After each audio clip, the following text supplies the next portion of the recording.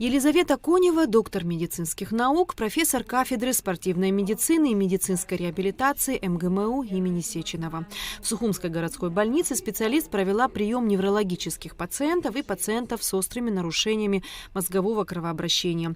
Невролог-реабилитолог занимается восстановлением утраченных функций и лечением заболеваний нервной системы.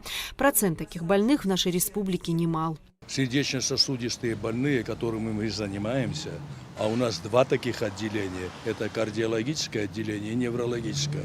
Эти заболевания с большим процентом инвалидизации. То есть большой процент, конечно, есть многие, которые возвращаются на свою работу, свою среду, но от которой остается, им надо помощь. Им нужна помощь, но, к сожалению, эти вопросы еще недостаточно развиты у нас. И этот форум, я думаю, что послужит основой для развития реабилитации. Далее Елизавета Конева провела прием в Республиканском реабилитационном центре. Совместно с абхазскими специалистами были осмотрены дети с различными неврологическими диагнозами. Прием проходит хорошо, детей тоже много. Мы смотрим на выписки, и уже она из этого уже исходит и смотрит дальнейшую после операции, какой результат до операции, после операции, какую работу мы здесь проводим, что-то добавляет, что-то может убрать. С диагнозом наших врачей совпадает то, что она говорит? Да. Все консультации были согласованы. К специалистам записывали наиболее нуждающихся в помощи пациентов. Дальнейшие рекомендации, тактику ведения этих детей, лечебную тактику ведения этих детей, наше видение со специалистами совпадает. Поэтому, конечно,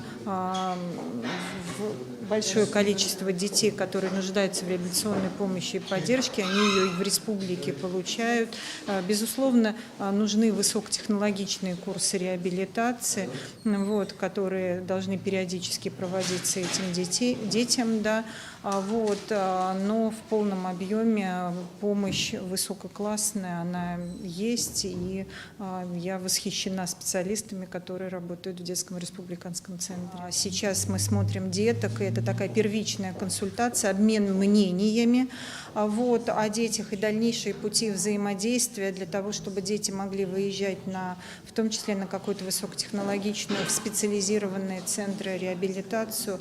Пути этого мы будем обсуждать с Минздравом, и пути маршрутизации этих детей, они, конечно, должны быть. По итогам медицинского форума и консультаций планируется дальнейшая совместная работа в плане образовательной и лечебной деятельности. Эсма Гуланзе, Нарсоу Цулуки, Абхазское телевидение.